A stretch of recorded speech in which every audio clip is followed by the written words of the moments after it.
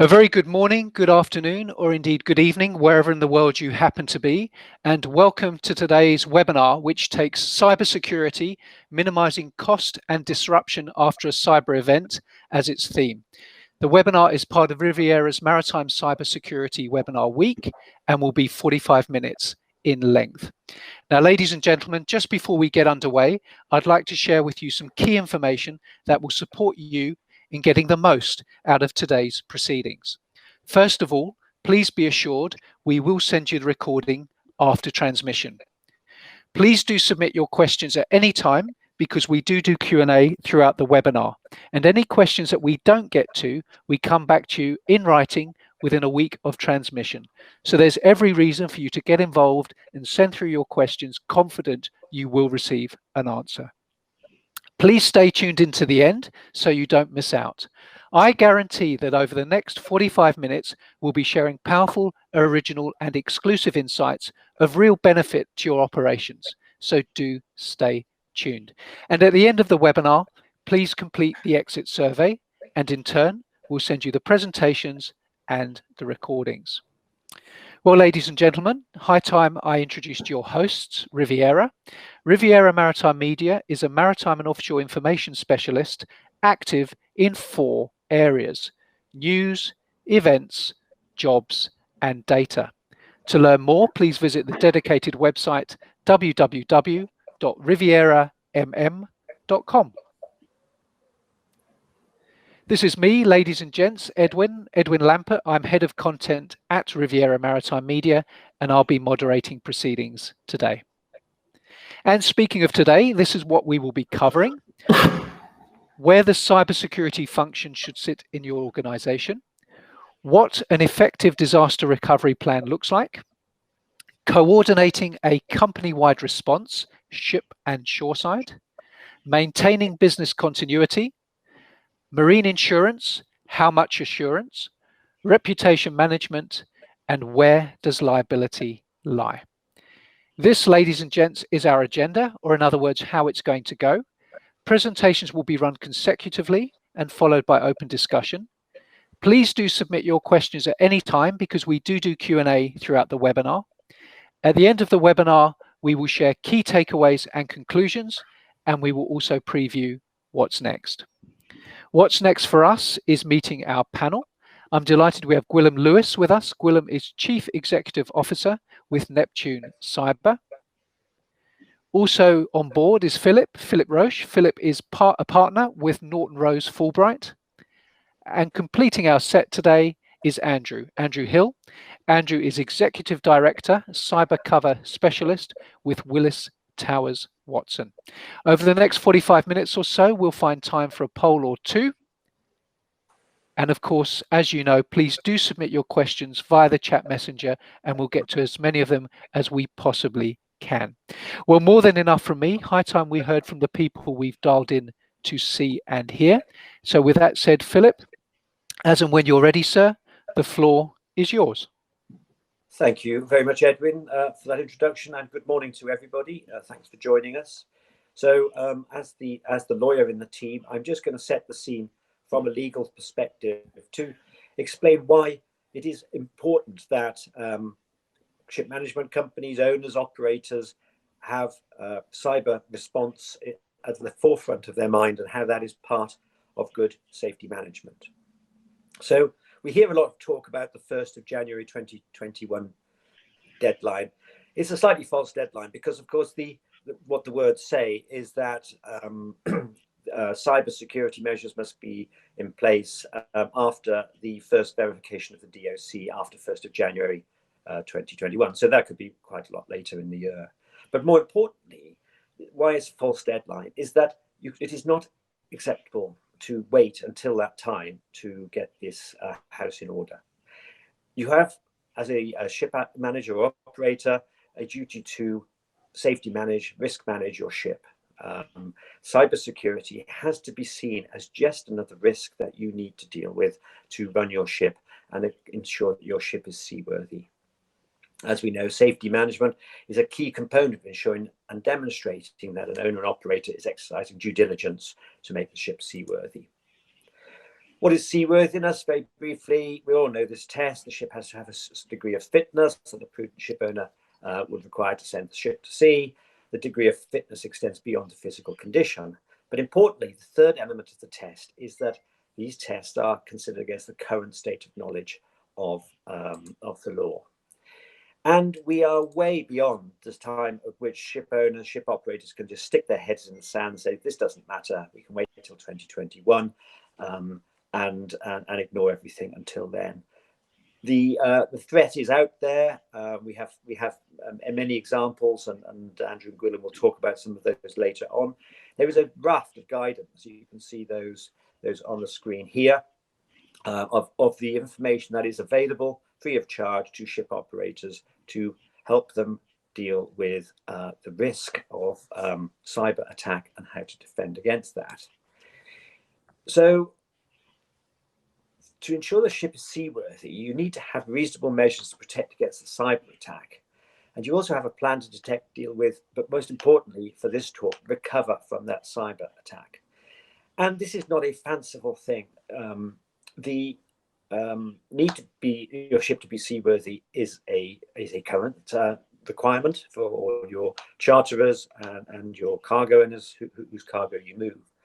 But also we are seeing, and Andrew will tell a couple of stories later on about where Port State Control are already taking an interest in cyber security, cyber measures, cyber training on board, because a Port State Control officer looks at the ship holistically, and you now have to consider cyber risk management and cyber attack recovery as a key component of that.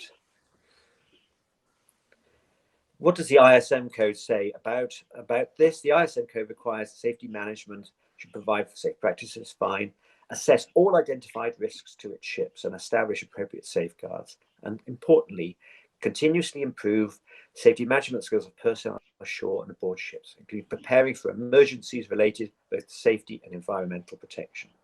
If you have an attack against some OT on board, some industrial system, which means the ship loses its steering or accurate navigation, then you are a hazard to the crew, to other ships, to the environment. The IMO has set out what the guidance is as dealing with an attack, and I've skipped the first two points, but the ones we're talking about here today, the guidance is you have to respond. You have to develop and implement activities to provide resilience and restore systems necessary for shipping operations, and identify measures to restore all the systems that you need to continue.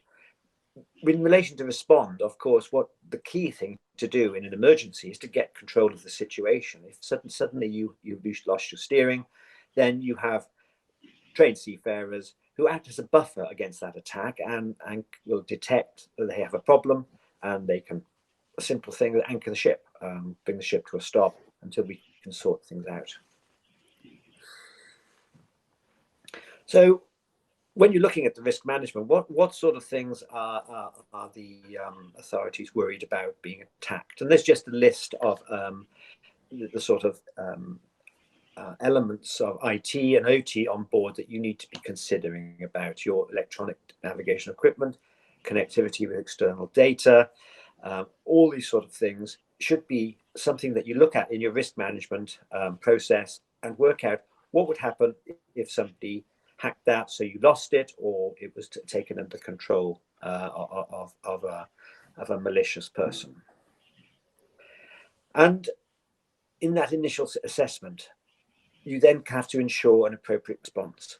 And the important thing is that just like you wouldn't expect your crew to be able to go out and launch the lifeboat if they hadn't practiced it for months, then you're not going to be able to deal with an emergency response sensibly unless you have worked out what everybody's going to do, trained the crew, and practiced how you're going to deal with that. So dealing with an attack, you have to have a process which deals with initial assessment. How do you recover systems? How do you put back up into place? You need to investigate the incident and prevent a reoccurrence. So it is really important that this becomes something normal. It can't be continually be thought of as something exotic, something which everybody is slightly frightened of. You have this duty to continuously improve safety management skills. You have to appoint somebody who understands technology, understands IT and OT. You need a cybersecurity officer on board, because with all the training in the world, your crew will need constant reminders of cyber hygiene, not to plug their iPhone into the ECDIS, that sort of thing. And you need to have somebody who keeps an eye on board on all that. And you also have to work out, how does he liaise with the DPA? Is he the DPA? Is he somebody who can, if the ship needs particular expertise or particular system, is he the man, or is it the DPA who deals with this ashore? The crew, as I've said, can act as a great buffer against an attack, but only if they practice, only if they're familiar with the threat and the consequences of such a threat. And so the only really way to do this is to run drills, just as you run drills for lifeboat launching or fire or loss of steering gear. And all members of the crew and management need to understand the role. Everybody needs to understand that they have to keep the passwords secret, that they have to change passwords, that they have to have good cyber hygiene. And then if something goes wrong, they need to understand their role in that. And again, the only way you can do that is by training, by keeping this in people's minds and running drills. And it is important, if a drill is done, to involve the people ashore, because one of the problems we see with emergency response is that however well a ship or an organization practices emergency response, on the day of the race, more senior people feel they need to get involved, and then they divert from the well-practiced drills and response, leaving everybody running around not knowing what's going on. If you're going to drill and practice, make sure everybody's involved, everybody knows what everybody's role is and how they're going to deal with that. And only by this effort, and it is a training effort largely in relation to response, you need to have a crew who are familiar, management team who are familiar, people ashore who are familiar with what will happen if there is an attack. So that's my 5 minutes. I hope that's set the scene on that, and I will hand back to Edwin. Thank you very much indeed, Philip. Great presentation to get us underway. Ladies and gentlemen, do keep your questions coming. Next up, of course, is Gwilym. So Gwilym, as and when you're ready, sir, the floor is yours. Thanks very much, Edwin. And good morning, everybody. My name's Gwilym Lewis. I'm the CEO of Neptune Cyber, as Edwin already said, and we're a marine cybersecurity specialist headquartered in Canada, though I'm stuck in London at the moment due to the current situation we're all in. So I'm going to build on what Philip's just said to look at the I guess the more technical implementation of how do you respond to an attack, and how do you get to a place where you're in a place to respond to an attack. So one of the first questions that people typically ask, and one of the subjects of this webinar, is where should cybersecurity sit within an organization? And I've got a bit of a cop-out for this as an answer, which is it depends. It depends obviously on who you are as an organization, whether you're an operator, whether you're an owner, whether you're a shipbuilder, whether you're a management company. It's very, very different. And so there isn't a single answer, but there are traits that apply to everything that would allow you to, within your organization, work out where best the function sits. And the first one is, and it's a very obvious one, and this has been mentioned on webinars that run earlier this week, and also picks up on kind of Philip's point about senior management, is it needs to have access to people that can make decisions, and it needs to have buy-in from the senior management in an organization, because if it doesn't, then it's kind of a bit pointless. Yeah. It also, and this is incredibly important, it needs to be cross-functional. So, and when I say cross-functional, that doesn't just mean shoreside and at sea. It needs to include captains, it needs to include engineers, it needs to include IT, it needs to include seafarers, mariners, because if it doesn't, then it becomes something that is somebody else's problem, or it's something that somebody else does, and the effectiveness of the cybersecurity organization then just doesn't work. A great example we had recently was working with a ship operator where, as a company, we instigated a policy for blocking USB ports on a couple of vessels, some quite high profile ones, which was great. We communicated that to the top of the organization, we communicated that to the technical contacts, and then late last year I had a very uncomfortable conversation on board with a captain of one of those vessels who basically said, "Oi, are you the one that's responsible for blocking all my USB access? Why did you do that? That's a complete pain in the backside." Once we talked through it and he understood why it was something that was important, it made a lot more sense. But unbeknownst to us, they'd had kind of like 3 months of gnashing of teeth and cursing those dreaded cybersecurity people, which undoes the entire cybersecurity function and what they were trying to achieve as an operator. And the key thing is, the final thing, key thing, is that it also has to have genuine authority. And that's different to access to senior management. So access to senior management, we have buy-in from the top. Genuine authority is we as a function within the organization are empowered to make our own decisions. Yes, we might need to get them approved at a conceptual level or a planning level by the board, but once things happen, we are in charge. And so to pick up on Philip's point about management suddenly sticking their oar in, for want of a better phrase, it needs to be able to, the people running it need to have the confidence that they can say, "Oi, I know you're the CEO, but please leave me to do my job and we will help resolve this," rather than discovering that they're a toothless organization. Let's see if I can move on to my next slide. So why do we actually care about this? So the bottom line is, and this is obviously a recurring theme for everything we're talking about, is there are lots and lots of cyber attacks going on. That's great, and we're all, we hear this all the time, and I think most people are suffering from kind of cyber overload, cyber fatigue. But it's important to understand and internalize that attacks do happen on a regular basis, and Andrew's going to talk about some of the kind of more public ones that are that exist in his presentation. And they are successful, but they're not always super high profile. They can be just little things that degrade the way a ship operates, an organization operates, and they are often through human factors. They are things happen to somebody that ultimately end up becoming a cyber attack to a vessel or to a shore-based system. And why that's really important is what we often see with people and organizations is that there is a belief that all cyber attacks are targeted, and they're not. Most cyber attacks, the vast majority, you are collateral damage to somebody else getting attacked, or there's someone that has a scattergun. They just send stuff out and see where it lands, and stuff can end up on a vessel causing problems.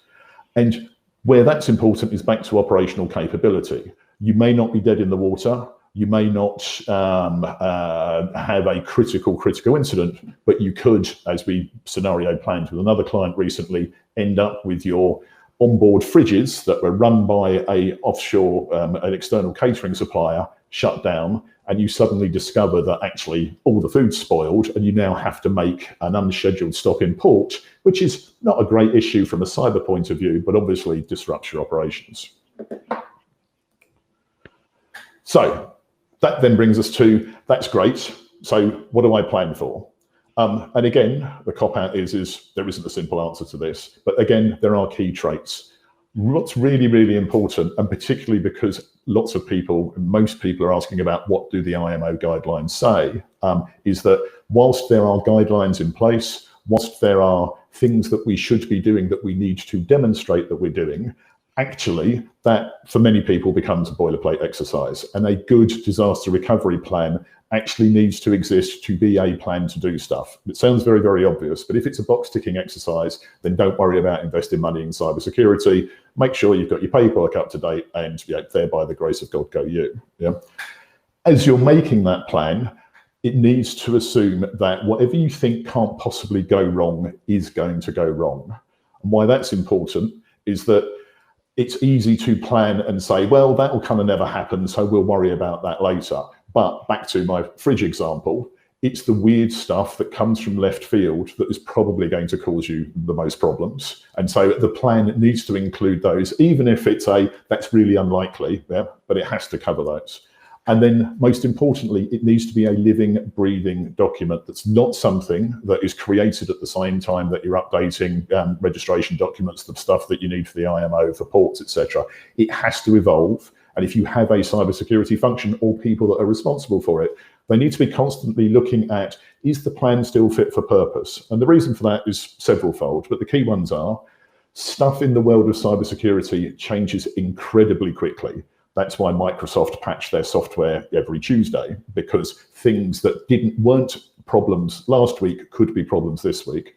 And things on board vessels change more quickly than you realize, particularly as components get added, as third-party suppliers add connectivity to the internet, as people rejig the way that a system works to allow someone to have internet access. And if the plan doesn't live and breathe, then it's, again, useless, because at the point that you come to use it, it's not going to work. That's my 5 minutes or so. Back to you, Edwin. Thank you very much indeed. Our third presenter is, of course, Andrew. So Andrew, as and when you're ready, sir, the floor is yours. Thank you, Edwin. Good morning, good afternoon, everybody. So the common theme, I guess, of Philip and Gwilym's presentation is about what steps can be taken in order to minimize the prospects of falling victim to a cyber incident. And how I finish in this trilogy is by looking at what actually happens when cyber incidents do happen. An analogy I like to relay is one of imagining that your computer system and the cybersecurity on that computer system within your organization is like your house. And if you take your house, you can put in lots and lots of security on your house in order to prevent people getting in. But the reality is you still need to get in and out of your house, and your computer system is no different. Things still need to get in and out. And I guess that's one of the reasons why we do see incidents cropping up. So I'm going to take you through, I guess you could call them some war stories. And I've selected these particular incidents because I think they show the diverse way in which cyber incidents affect the marine sector. So that top category that I've got there, the cyber attacks, I'm going to pick 3 out here because I think they all tell a slightly different story. Now, the first incident I want to talk about is the incident that affected Maersk back in June 2017. Now, you might ask, why is Andrew bringing out that old war horse? You know, it's 3 years old now. But I think Maersk still today tells a very powerful tale, and that is, as was alluded to previously, Maersk was collateral damage in this particular incident. They were not the target of the attack. And I think what this incident demonstrates is it dispels that myth that often comes my way, that nobody's going to attack me. Why is anybody going to be interested in my business? And I think that remains the real important point of Maersk, is that nobody was interested in attacking Maersk. They were collateral damage.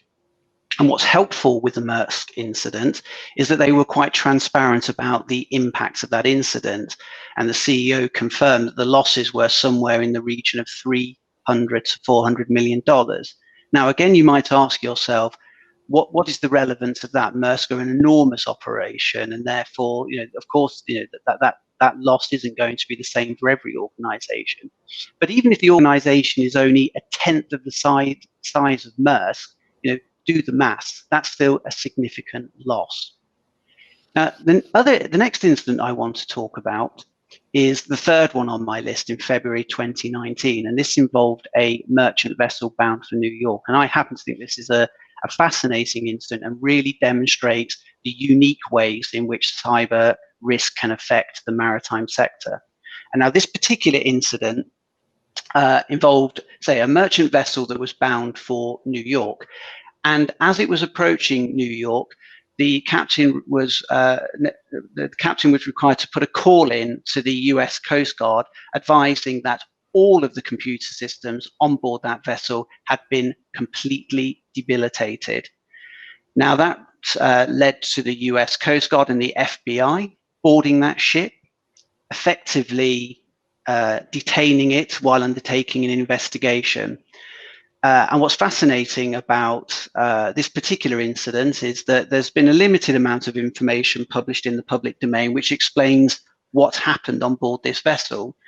And it's a rather sorry tale of crew on board that vessel having extremely limited knowledge of cybersecurity.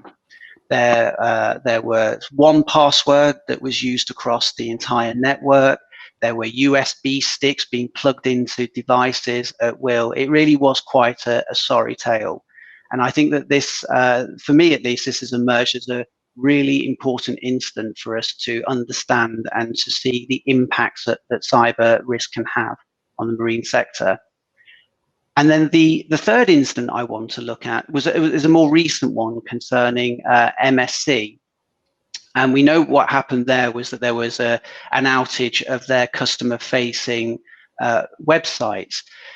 Now, other than the fact that they're another large shipping organization, why have I picked this incident out? Well, unlike Maersk, in which I labored the point that they were not the intended target of the attack, they were collateral damage, MSC were the target of the attack. So again, if ever there was another case that dispels the myth that the shipping sector is not the target of attacks, I think MSC demonstrates that that is clearly a myth. So 3 really important incidents, 3 important war stories.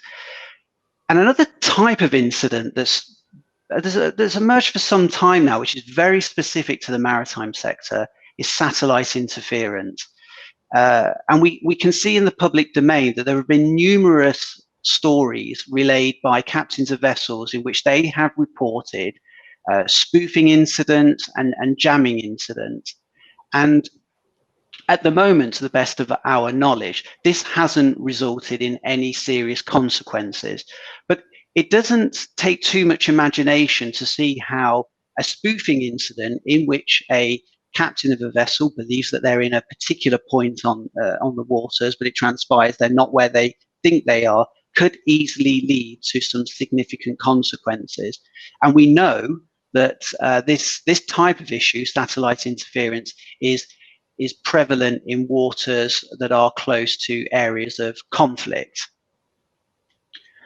So there are some cyber incidents, but what I want to look at next is how do these incidents impact the organization? And I think that we can categorize these in 2 ways. There are short-term impacts and there are medium to longer-term impacts. Now, in terms of the short-term impact of a cyber event, you've got that direct loss of revenue or loss of hire if we're talking about a vessel.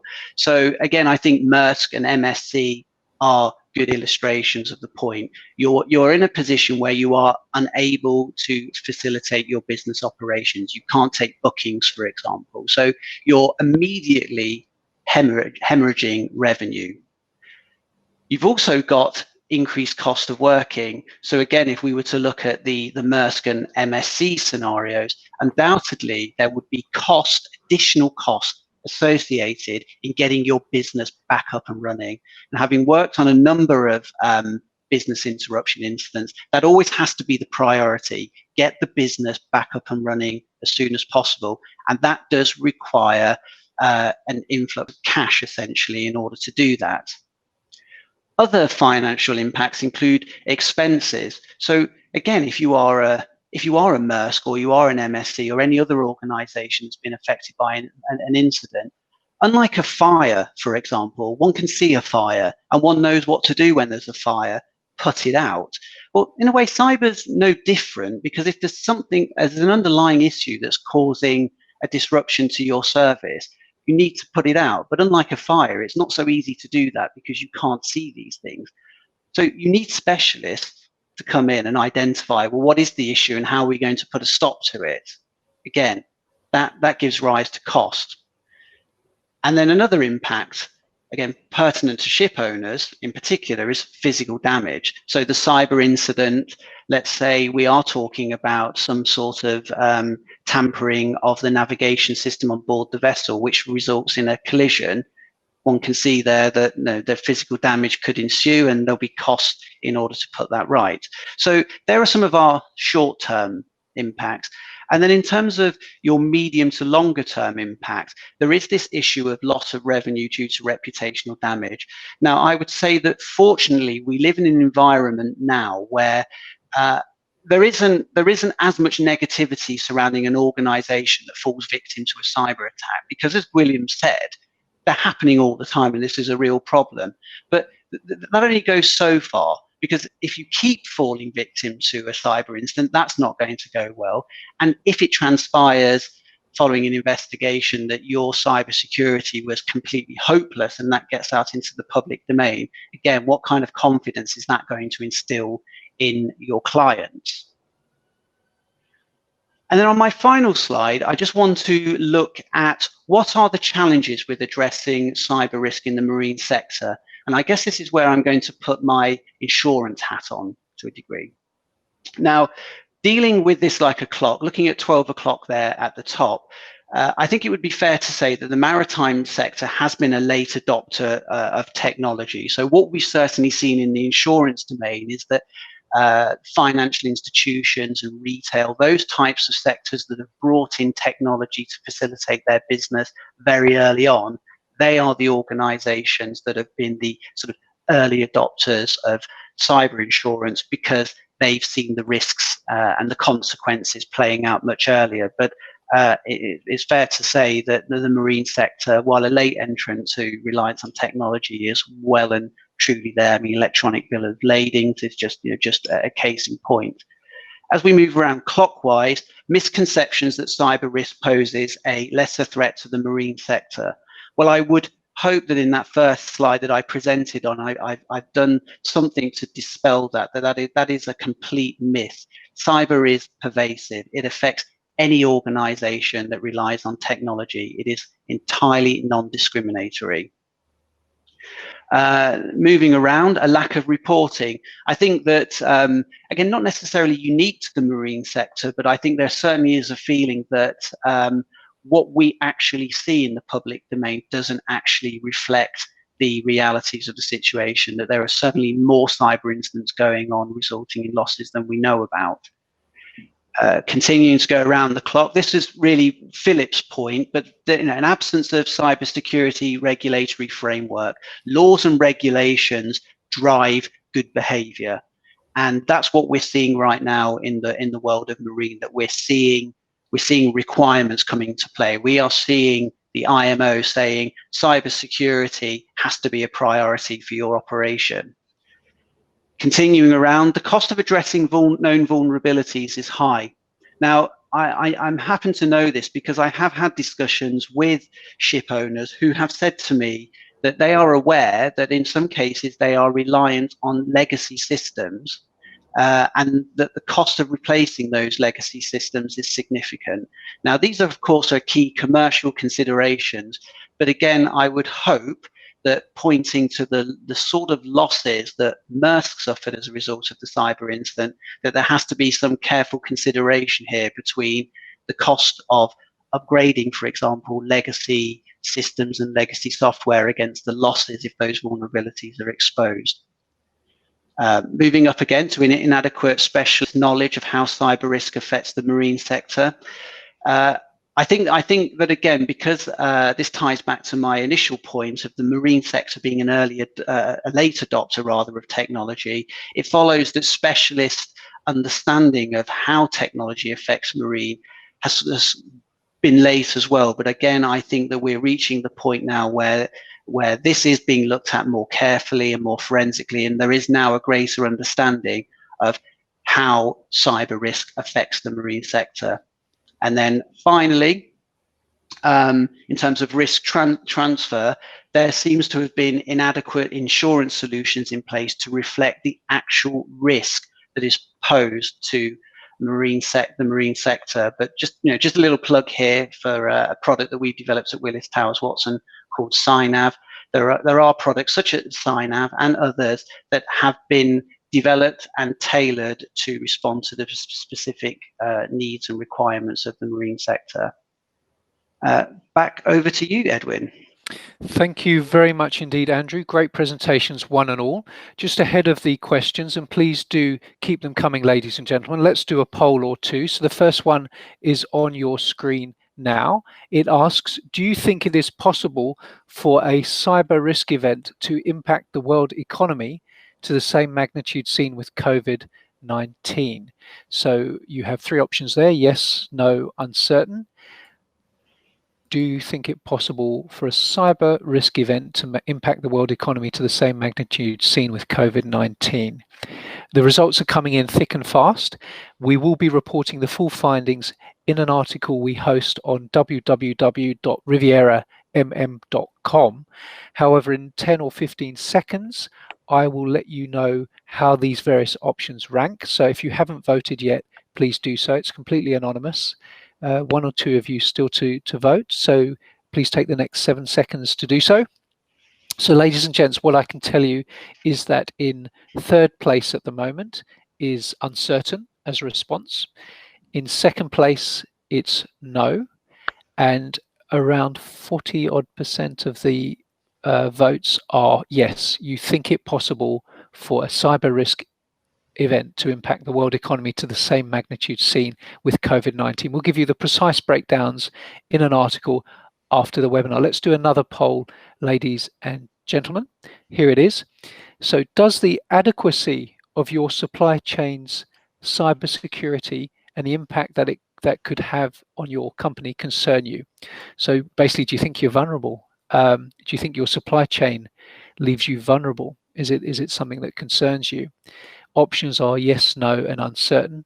We had an overwhelming response to the first poll, so please carry on. Let us know what you think. It's all anonymous. Does the adequacy of your supply chain cybersecurity and the impact that it could have on your company concern you? Is your supply chain leaving you vulnerable, basically?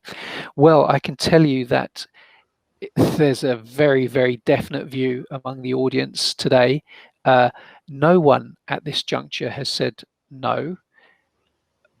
A minuscule amount have said uncertain, but there's an overwhelming majority in favor of yes. The adequacy of the supply chain, cybersecurity, and the impact it could have on your company is a major, major concern for the audience. To know the percentage, please do see that article that we post after the webinar. I'm going to chance my arm, do one more poll, and then we will, as promised, tackle those questions, so do stay tuned. Do you think, this picks up actually on one of Andrew's points, do you think your organization has adequate insurance in place for cyber risk? So either you do, either you don't, or perhaps you're unclear on this one. Are you covered? Are you covered? Yes, no, uncertain. The results again coming in thick and fast. Do keep coming, ladies and gentlemen. I promise we will get to those questions after this poll. What I can tell you in 5 seconds time is how these responses are ranking. So if you haven't clicked, please do take the opportunity and just register your vote. Well, in third place, yes, you do think your organization has adequate insurance in place. In second place, with more than twice the amount of you are sort of opting for this category, is no. And the biggest component by some chalk is uncertain. So the majority of people in the audience are absolutely unclear as to whether the organization has adequate insurance in place for cyber risk. We'll give you the precise percentages and breakdown in that article after the webinar. Right, let's get to those all important questions. So without further ado, we'll get underway. Here's an interesting one, perhaps for our lawyer. I know we actually have a couple of lawyers in our midst, but I refer to you, Philip, in the first instance. Others may join. Have there been maritime cybersecurity prosecutions, and have they been successful? The answer is pretty well no, to be honest. The ships don't tend to be prosecuted for deficiencies in our ISM code or safety management or seaworthiness. The issue comes from safety management, which is embedded in the DOC, in the SMS code, which of course is a flag state issue. And so a Panamanian ship requires the ship to be seaworthy, and it will, from 2021, be encouraged by the IMO to require this to be verified in the DOC. So that is how this feeds through to the ship. It's IMO regulations through flag state into the ship through regulation, and then that is checked by port state control. So as in Andrew's interesting story in New York City, what happened was the ship was detained, and I think that will be what happens going forward. CSC office will come on board, have a look at seaworthiness, unusual things, and also cybersecurity, and we're forced in that case will detain until the ship is sorted out. But prosecutions no. Thank you. Gwilym, one most definitely for you, but others can come in. Does Neptune have some solutions to prevent cyber attack propagation to ships from other systems in port ecosystems? I mean, the short answer to that is yes, and the really quick answer for everybody is the most effective way to protect stuff propagating from one place to another is to ensure that one's IT and OT systems are set up to run separately, in effect. So it's called segregation of networks or segregation of technology. And so there is software that one can get that can definitely slow that down. And I'm happy to answer more about that sort of offline to that, it's a written answer to that question. But the key thing is for everything to do with cyber attacks is to assume that something's going to go wrong. And so work out how you recover quickly. So in the same way as this example was used on the webinar yesterday, we have compartments in ships to ensure buoyancy in the event that something's breached, is making sure that if a piece of cyber nastiness is coming across from a port and it hits a certain set of the ship systems, it can't go any further. So maybe it takes out the kind of the interesting office systems, as we call them, on the vessel, but it doesn't hit the OT. Thank you. Perhaps one for Andrew. Any knowledge around deep fake technology? Heard anything around that area, and any insights you can share? Do come in, Andrew. Good heavens, that's quite a question, Edwin. No, I have no insight in this whatsoever. Gwilym, can I swerve that one over to you? You can. Come in, Gwilym. It's a little bit of a random one, because if it's the same deep fake technology that I understand from a technical term, that's where you take somebody's face and a series of pictures of it, and you overlay it on somebody else's video, and it's most commonly used in pornography. Oh dear. moving. Maybe a different version of deepfake technology, so I will do some research on that. Yeah. Okay, right, fair enough. Let us move on at speed. More practical question here: should 10-year-old PLCs with Ethernet connection and without software updates from the manufacturer, I guess as a matter of course, be replaced? Perspectives on that one? I can jump in very quickly from a purely technical and kind of cyber point of view, which was the answer is if they can be, absolutely. Anything that is connected to a network within a vessel or on shore that is open to being attacked. And so, to both Andrew's point and Philip's point about stuff is collateral damage, then if they can be changed so that they can avoid some of the more obvious things that happen, that would be good. Obviously, it's not always possible, because sometimes there are pieces of software that are running, particularly on board, that have to run on a 10-year-old PC that isn't supported anymore because the actual software itself won't run on anything newer. If I could just come in from an insurance perspective on this one, it's this kind of scenario that I think would cause concern for an underwriter who's looking at accepting the transfer of risk. I think what they're always looking to see here is that the digital assets are as secure as possible, and so this sort of scenario would present challenges from a risk transfer perspective. Thank you. Let us batch 3 questions in one and hear from each of the panelists in turn. Any intel on how many shipping firms experienced a cyber attack last year? How prevalent are inside jobs within the maritime space?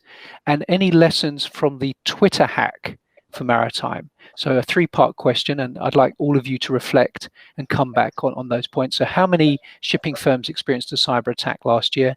How prevalent are inside jobs within maritime? And any lessons from the Twitter hack for maritime? Who would like to get the ball rolling? Perhaps if I answer the first question, Edwin, that lends itself to, I think, what I see. I think the answer to that is no. There is no hard and fast data on the number of cyber attacks affecting the marine sector. As I mentioned in my presentation, in terms of the data that we have at Willis Towers Watson, I think we would conclude that there is underreporting when it comes to the maritime sector being affected by cyber attacks, and so this greatly sort of skews the numbers that we see. I think it's more widespread than we currently realise. Okay, Philip, perhaps you can come in. Yes, I mean we haven't seen a lot. It's fair to say, but one of the problems I think the shipping industry has is that there is no central knowledge of how often this is going on, what type of attacks, what is successful and what is not, how people are dealing with these things, and I think a little bit of industry cooperation, collaboration on this, would be useful, because we're facing kind of a common threat, whether that threat is targeted against us or is entirely random, as we saw in the Maersk attack. And we need to raise our game and work out how to defend against these and respond to them. And people like Gwilym are out there, telling us how we do this practically. But I think a little bit more data sharing would be useful. Gwilym, your views, please. Yeah, I mean, I think so. Being pedantic, there's a difference between attack and successful attack. Everyone's being attacked all the time, and we should all be clear about this. It's the ones that get through, that matter. To both Philip's and Andrew's points, they are massively underreported. I mean, we work in the industry, and I would say everything that we see, pretty much none of it has been publicly reported. Does that mean we're seeing stuff happening on a daily basis? Absolutely not. But if someone can go and deal with their own dirty laundry, they will do. There are also, remember, lots of attacks that are successful, that are kind of low-lying things where someone may possibly have got inside a system and broken a few things, and then someone replaced a computer and it's been fixed. Yes, there's definitely a lot there. There's a cliche in the cybersecurity industry generally, which there are 2 people in the world: those that have been hacked and those that don't know they've been hacked. Yeah, so it's happening all the time. I can do the inside jobs on the maritime sector piece. I don't think there are that many at this point in time, because definitely if you're on a vessel, there isn't any great advantage in being the person that disables the vessel when you're in the middle of the ocean, because it's going to cause yourself a bit of a problem. Yeah, sounds fair. Potentially there's stuff that's happening within organisations on their shore-based systems, because there's data that's worth stealing. And you've got to remember, why do people attack? They want to make money from it. So disabling a vessel doesn't make any sense. Stealing the customer manifests makes a lot of sense. Changing the cargo manifests, because remember, from data, if you're looking at security, one of the big things is actually, can you talk about the integrity of your data is a huge thing. And my guess would be definitely within shipping companies and ports, the integrity of data piece, there's probably a lot of people that either through malicious attacks or just being an inside job are changing what's being shipped around the world so it avoids customs. And then Twitter, really quickly, the big lesson is that if the most high profile people on Twitter can have their accounts hacked, then anyone can. I think your comments around inside jobs lends itself to this next question. How can crew devices be kept updated with cybersecurity? And I guess by extension, how can crew be kept up to date with good cybersecurity? There's also reference to the frequency of drills and trainings. Any insights on how we can cyber secure our crew? Gwilym, you first, and then others to follow. Okay, so sorry, I'm conscious I'm talking more than everybody else. So I think that your separation, Edwin, is really, really important. It's good cybersecurity comes from, in an ideal world, every device is super secure and is patched, and nobody does anything they're not supposed to do, and the world doesn't work like that. So there isn't, you have crews that have personal devices that are bringing them on board, you can't control unless you own everything as the operator or the management company, and you also have perfect internet connectivity. You can't do anything about keeping devices secure and up to date. So what you do have to do, to your point, Edwin, is you need to educate the crew, and by educate the crew and mariners, I mean effect cultural change, because that's really what good cybersecurity is about, to say, don't do this, this, and this. So to Andrew's example, don't basically plug stuff in that kills the ship.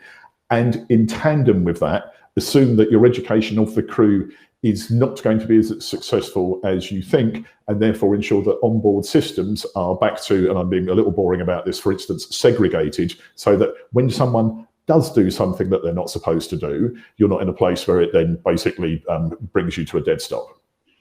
I mean, William, I think the New York merchant vessel story is the salient tale, isn't it, of how not to do it. It's well worth reading, because that is not what to do. Absolutely. Yes, absolutely, absolutely. And again, if there'd been a little more thought to the way their systems were designed, they may have lost a bunch of them, but actually, their safety critical ones would have carried on, and they probably could have limped into port and then had an embarrassing conversation with their IT department about how do we rebuild the bridge, rather than having to phone the Coast Guard and say, well, we're now drifting. Yeah.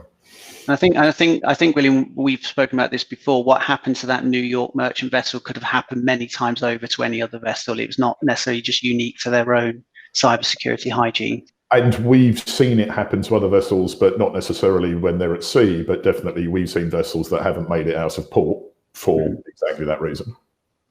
Thank you. I think this next question was raised during your presentation, Phil. The requirements under IMO are only guidelines, so what are the consequences if they are not complied with?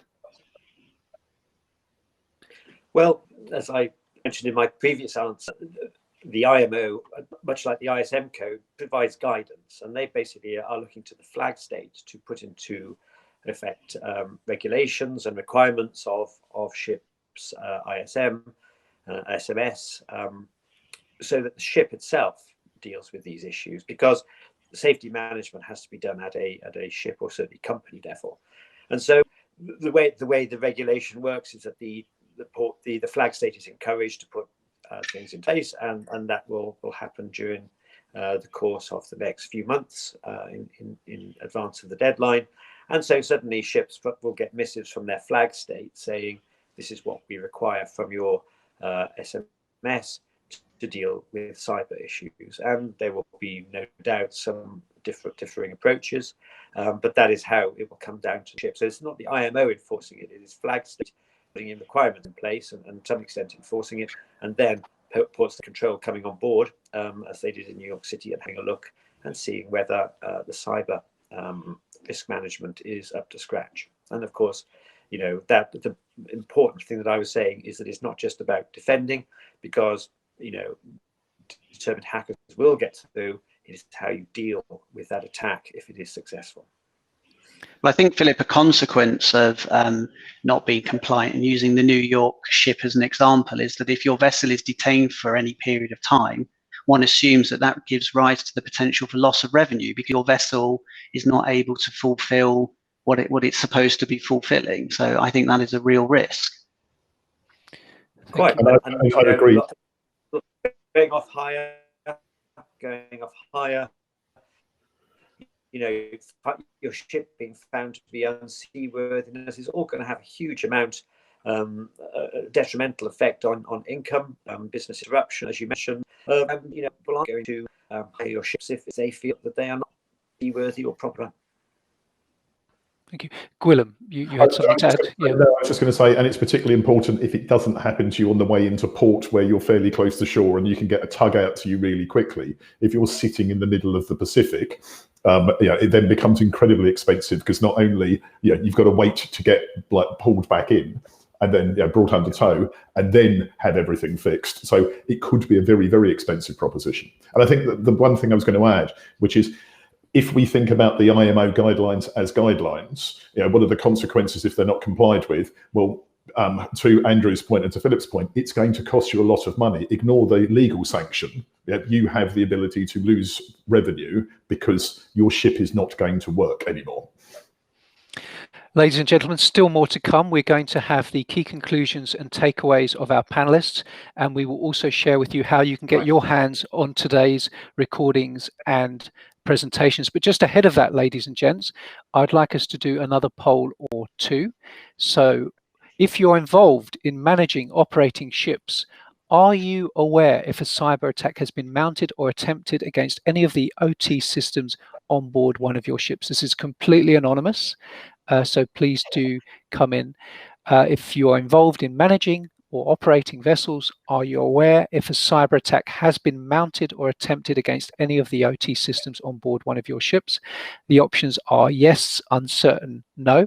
Do keep firing in your responses. They're really picking up some momentum. In 7, 8, 9 seconds, I will share with you how the responses are ranking. So please quickly register your perspective on this one. Yes, uncertain, no. What I can tell you is that in third place is no. Not aware if a cyber attack has been mounted or attempted against any of the OT systems on board the vessels. And then in equal first place is yes, I am aware, or I'm uncertain. Make of that what you will. Full results in that article after the webinar. We're going to do another couple of polls. So panel, please ready yourselves for the key conclusion aspect of the webinar. If you're involved managing operating vessels, does your SMS already contain provisions on cybersecurity and cyber attack response? So a variation, if you like, on the question we just asked. But the key differential is, does your SMS, your safety management system, already contain provisions on cybersecurity and cyber attack response? Your options are yes, uncertain, no. Those responses are coming in thick and fast. Thank you for that. Thank you very much indeed for that. Another 5 seconds if you haven't registered. You either are in the yes camp, you're uncertain, or no. What I can tell you is in third place, no. Maybe a little bit of a concern there, or maybe reassuring that it is third of 3. Yes in second place, and the majority of you are actually uncertain. One more poll, and then I promise we will come to our panel for their key conclusions and takeaways. So stick with us, ladies and gentlemen. Here it is, and it's really on point. If you are involved in managing operating vessels, do you believe your fleet, I mean, this is the heart of it, do you believe your fleet is adequately prepared for the cyber risk now developing? 5 options this time. Do come in, ladies and gents. Do you strongly agree that you are adequately prepared? Do you agree? Are you unsure? Do you disagree, or do you strongly disagree? So this is the heart of it. How well prepared are you for what our panel seem to be saying is something that's already happened, or is inevitable, or is happening? Are you adequately prepared? Do keep your responses coming. We've got 8 more seconds, ladies and gents. So do register your vote. It's completely anonymous. You are not identifiable. It's purely trying to gauge the temperature in the room, so to speak. So what I can tell you is that none of you strongly agree. None of you strongly disagree. So we have a top 3. In third place is agreement. In second place is uncertainty, unsure, and the majority disagree. So the majority are saying you think that your preparations, your defenses are inadequate. Quite concerning, quite concerning. Well, full results in an article after the webinar, as you know, but more immediately, ladies and gentlemen, we come back to our panel in the order that they presented, Philip, Gwilym, Andrew, for their key conclusions and takeaways. Do come in, Philip. Thanks very much, Edwin. I think that last poll was quite interesting and telling, and there is still a job to do on getting together. That this is a real risk. That the stories that Andrew and Gwilym say, this is a real risk. It's happening now. It's not something that we can delay dealing with. And yes, after 2021, there's going to be a risk of detention of your ship if your SMS is not adequate in relation to cyber. But the key takeaway has to be that if you are not able to respond, defend and respond to cyber attacks now, then the risks are present. Business interruption, loss of hire, loss of revenue, loss of reputation. And these are things which we really need to get a grip of. Shipping, I know shipping is having issues with income, but I'm afraid that this is something that you do have to invest in to ensure that you do not suffer these consequences. Thank you, Phil. Gwilym, do come in. So I think, I think it's interesting, kind of, talking to Andrew and Phil before this, and then during the presentation we've had here, is that again, the most important thing is there is a risk. It's something that can be dealt with by regulation. It's something that can be compensated for by insurance potentially. But ultimately, I think the key thing for me and the key takeaway is that there's a recognition that exists legally. There's a recognition that exists at insurance level, and so people need to do something. So my key takeaways would be is, number one, you have to go and do something. And that something can't be a box ticking exercise, which is the term I used in my slide, because ultimately you are going to end up with an insurance problem if you ticked boxes but didn't do anything, or you may end up with a legal problem if you ticked boxes but didn't do anything.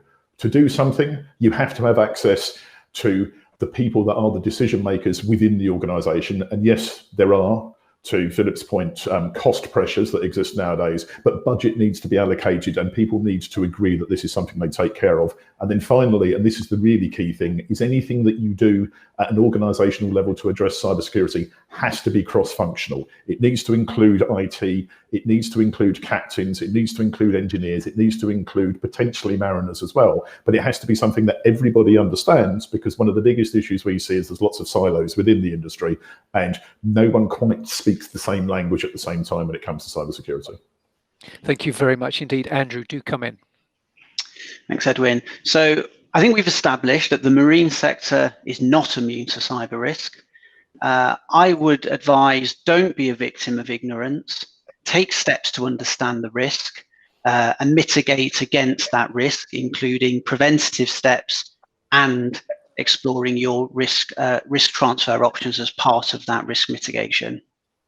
Thank you very much indeed, one and all. Andrew, you make the point, don't be a victim of ignorance. I think anyone attending today's webinar certainly leaves far more informed than when they began. So thank you for that. Gwilym, you spoke of the importance of recognition. I think it's important we recognise Philip, Gwilym and Andrew for an outstanding contribution to this vital area of maritime. So thank you, gentlemen. Ladies and gentlemen, this has been Cybersecurity, Minimising Cost and Disruption After a Cyber Event. It has been part of Riviera's Maritime Cybersecurity Webinar Week. Next week, an entirely new webinar week, offshore webinar week, and we will be kicking off with remote DP trials and FMEAs, what the guidelines say, what the guidelines mean. So I look forward to seeing you there. 11th of August, 2 p.m. British summertime. Riviera is doing a themed webinar week every week. So in order to keep abreast of our evolving program, please do bookmark www.riviermm.com/webinars. Riviera, for its part, will continue to serve the information that matters most to you. We will do this in a number of ways through our weekly newsletters, magazines, curated content online that matches your interest, and relevant events such as this. The important thing, ladies and gentlemen, is you do not miss out. The way in which that works is you go to our homepage and register. It takes a minute and a half. It is free. And in doing that very simple exercise, you ensure you're permanently in the loop when it comes to developments, happenings and opportunities in your sector. More than enough from me. Safe to say a huge thank you once again to Philip, Gwilym and Andrew. A huge thank you to you, ladies and gentlemen, for joining us from near and far and in such numbers for what I hope you'll agree has been a very stimulating debate. At the top of your screen is a green flash which says feedback/materials. Click now. I promise you it's safe to do so even after everything we've heard. In clicking, you will pull up a feedback form. Please take the 2 or 3 minutes to give us your feedback, and in turn we'll send you the presentations and recordings from today. Wherever you happen to be in the world, ladies and gentlemen, please stay safe and well. And for now, from me and the panel, a very good morning, good afternoon, good evening, and for now, until next week, Goodbye.